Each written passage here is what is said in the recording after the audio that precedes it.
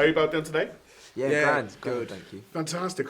Hard one right off the bat. Favourite war movie of all time, and you can't say 1917. There's quite a lot and good ones. It is. I used to. Well, one of the first films Black Hawk Down, actually. That's a fantastic one. That's a fantastic one, and I it was quite early on with DVDs. I remember that one, and I remember being ill off school and watching the making of for about 5 days, just watching because it had a whole separate disc on it, and I used to watch the film, the making of when I was sick off school. So and it had the most amazing cast as well. Yeah, like everyone in the world. Like everyone's in it. Yeah. Hurt Locker. That's a good one too. Have you seen that? Yeah, it's a good film. The way that's filmed, it's almost like a documentary. Yeah. You really feel like you're there with the men, and amazing. I loved it. Yeah. From a technical standpoint, this film is hugely, like, it's just amazing. Like, as someone who loves film and knows how they're made, it's so impressive. But it's also great that you can just get lost in it, that you can turn that bit of your brain off and just enjoy the film as a storytelling exercise as well. Is there one particular scene or sequence in it that was super difficult for the two of you that the audience might not realise there was so much work that was put into it? Yeah, there's a few, and exactly for that reason, it's sort of reticent to talk about it. But there was one that involved, I won't say which bit it is, but it involved 2 cranes, a camera, 2 grips, which had to be in costume because they couldn't then get out of the shot, and all on the move. Yeah. But I can't say which bit. Okay.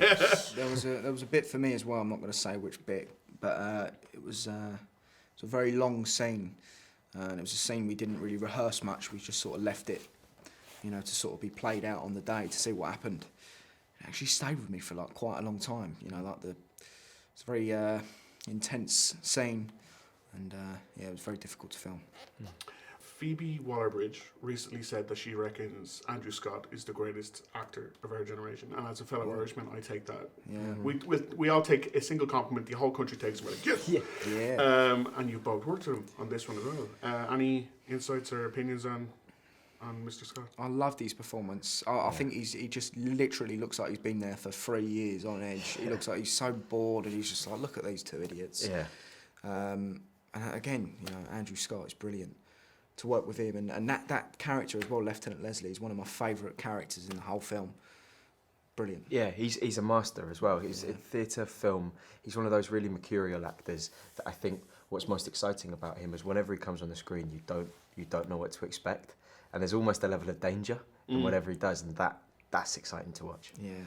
Everyone I've been telling about this movie, I've been telling them you have to go see it on the biggest, loudest screen you can go see. It's great. It's so massively cinematic. For you both, what do you think is the best big screen movie experience you've had?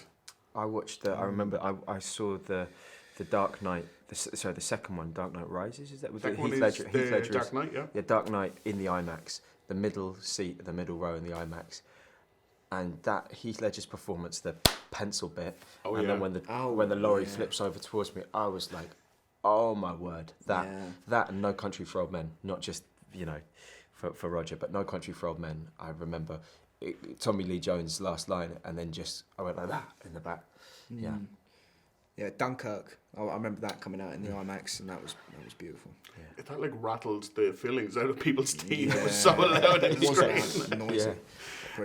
When you're working with someone, because it's Sam and Roger, they're 2 like absolutely iconic people, and especially in the case of Roger, because everything he does is just. You'd love to see the world in his mind because everything is so beautiful.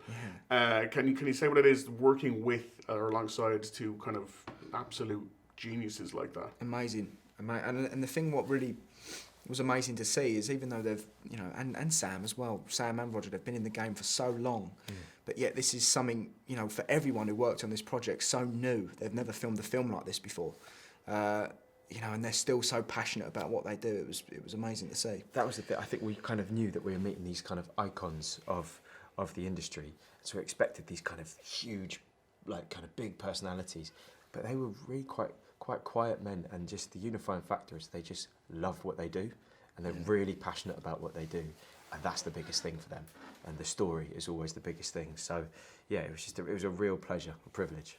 Fantastic, lads. Thank you so much. Cheers. Thanks. Thanks very much. Buddy. Thanks, Rory.